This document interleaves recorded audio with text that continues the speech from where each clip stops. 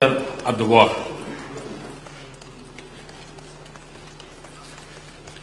Xi'an is also a symbol of our ancient spiritual and cultural links. I have a personal connection with Xi'an through monk Quen Yang. He visited my hometown about 1400 years ago. I am pleased to visit China in the first year of my government. This is one of our most important strategic partnerships. The reason is obvious. The re-emergence of India and China and their relationship will have a profound impact on the two countries and the course of this century. Our relationship has been complex in recent decades, but we have a historic responsibility to turn this relationship into a source of strength for each other and a force of good for the world. We are committed to set a new direction between the two largest Asian countries. I believe that my discussion with President Xi and Premier Li have advanced our relationship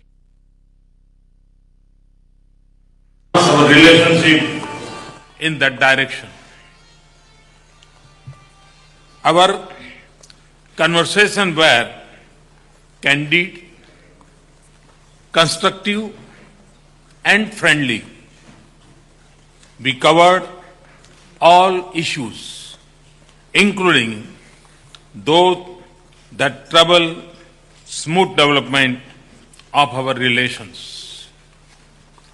I stress the need for China to reconsider its approach on some of the issues that hold us back from realizing full potential of our partnership. I suggested that China should take a strategic and long-term view of our relations. I found the Chinese leadership our strong commitment to make all efforts to maintain peace and tranquility in the border region. I found sensitivity to our concerns on these issues and interest in further intensification. I found sensitivity to our concerns on these issues and interest in further intensifying confidence-building measures. I also reiterated the importance of clarification of line of actual control in this regard. I sought tangible progress on issues relating to visa policy and trans-border rivers. I also discussed some of our regional concerns. We agreed that as we move ahead, we should be sensitive to each other's interests, strengthen mutual trust and confidence, continue to manage our differences with maturity and seek solution to outstanding issues. Our decision to enhance strategic communication and coordination on our region is especially significant. Bilateral cooperation was a very important part of our discussion. We have set a high level of ambition for our economic partnership. We see enormous bilateral opportunities and many similar challenges like urbanization. We are pleased with the progress on the commitments from the summit last September. This includes cooperation in the railways, where we have identified specific projects, and the two Chinese industrial parks in Gujarat and Maharashtra. I am pleased that the two chief ministers are here with me. Both leaders were very supportive about increased Chinese participation in our Make in India mission and infrastructure sector. In Shanghai tomorrow, we will see our 20 venture in the private sector take concrete shape. President Xi and Premier Li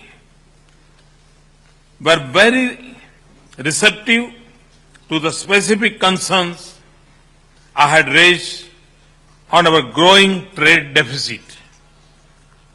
We look forward to early impact on the ground. We have agreed to create a high-level task force to develop a strategic roadmap to expand economic relation. It will cover a broad range of areas including infrastructure, IT, pharma, agriculture, and manufacturing. An area of high priority for us is people-to-people contacts. Indians and Chinese do not know each other well, much less understand each other. We have decided to take the relationship out of the narrow confine of governments in the national capitals to states, cities, and our people. For the first time, India had launched a state and provincial leaders forum with any country. This is consistent with my firm commitment to cooperative federalism in India. This is the year of India in China. The next one will be the year of China in India. This will expand tourism between our two countries.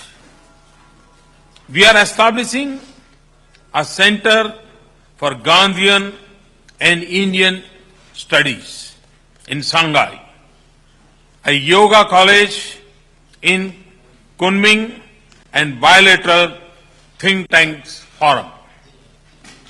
The Nathula route for Indian pilgrims to visit Kailash Mansarovar will become operational in June. I want to thank China for that. Our decision to open a consulates in Chengdu and Chennai reflects growing mutual confidence and shared commitment to expand our relationship. These steps will help make our relationship more broad-based and people-centric. Finally, we have many common global and regional interests. For example, we have shared interests in the outcome of the international climate change negotiations. We are both trying to strengthen regional connectivity. Terrorism is shared threat. Instability in West Asia matters to both of us. Peace and progress in Afghanistan benefits us both. I am confident that our international partnership will deepen. Today, we have signed over 20 agreements covering diverse areas of cooperation. This shows the depth and maturity of our relationship and the positive direction of our partnership. This has been a very productive and positive visit. I look forward to working with President Xi and Premier Li. I have welcomed President Xi's proposal to hold regular summits to realize our vision for the relationship. I have also invited Premier Li to visit India at an early date. I look forward to Shanghai tomorrow. Thank you very much.